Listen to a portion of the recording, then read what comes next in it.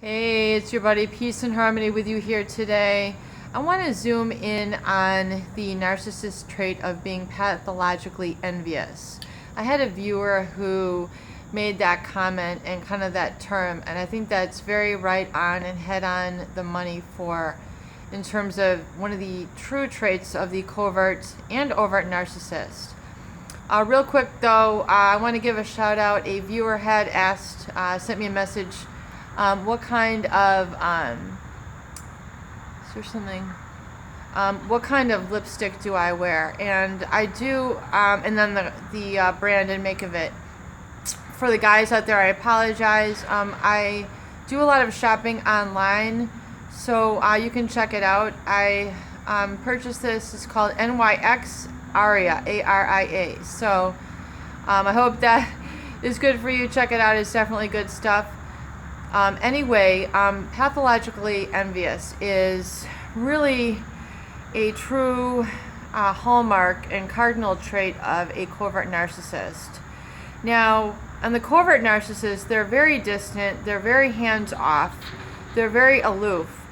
And you say, well, how could this person who's not very proactive in their life, how can they be pathologically envious?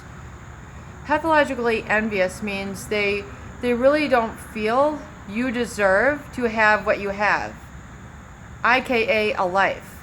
So it's very interesting, especially in the case of a narcissist parent who brings a child into the world and is rearing them, fostering their life, that to be jealous, to be pathologically envious of a very own family member seems very odd, and they tend to give an aura, create an environment where they feel and treat the child through lack of attention, through lack of communication, through lack of guidance, spouse also. However, they tend to treat them as if they do not deserve what they have. So it's a very complex sort of situation when you say they don't deserve to have their home, they don't deserve to have the clothes on their back, they don't deserve to have their talents, they don't deserve to have their needs met, they don't deserve to have friends that can come over and play in a safe and sort of comfortable environment. You know, these are things that the covert narcissist feels that, you know, they are alone entitled to. So they're able to hold on to this position of superiority and power and control basically through lack and through withholding. So it's a very very disturbing trait. To be pathologically envious means they will do whatever it takes to deny that person their rights. They will do whatever it takes to make sure that that child does not receive what they need.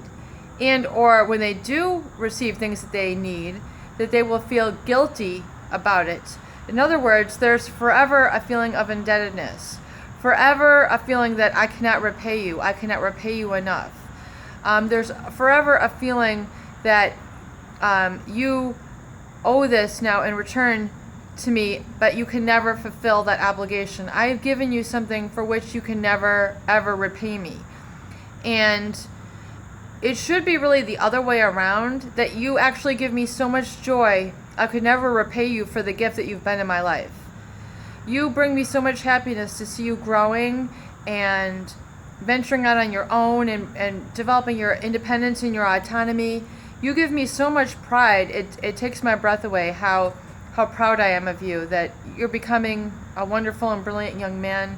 I mean, that is, I feel, the pride that a parent should have for their child, and a joy that cannot describe in words. You know, you bring me so much joy and love.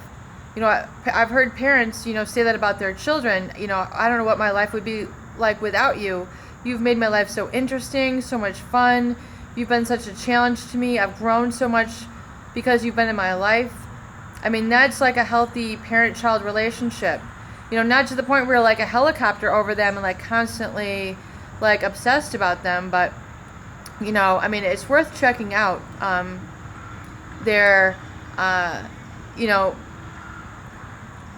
positive bonds versus negative bonds. And the pathological envy can take many forms. In other words, the all or nothing attitude, you know, I'm not going to give you anything, I'm not going to give you, you know, your allowance, I'm going to withhold from you. And even to a spouse, you know, they're envious of what their spouse has.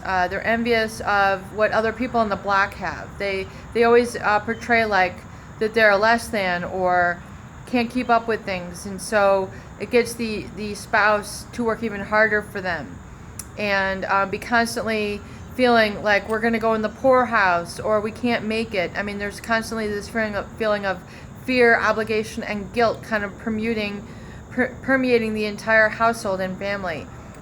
Also, like in the workplace, like we say, and in romantic relationships, this pathological envy, constantly flirting with other people, trying to constantly keep you jealous, constantly keep you feeling like you don't know whether you're in a relationship or not.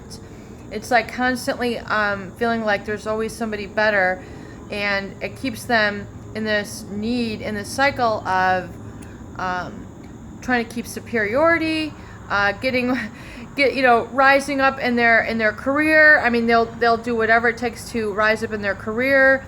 They'll use people as stepping stones. I mean, it's just how these people work. So be careful of the pathological envy and don't get sucked in. Peace and harmony with you here today. I hope these videos do help. Please share, please subscribe for more great tools, videos, discussions, and support.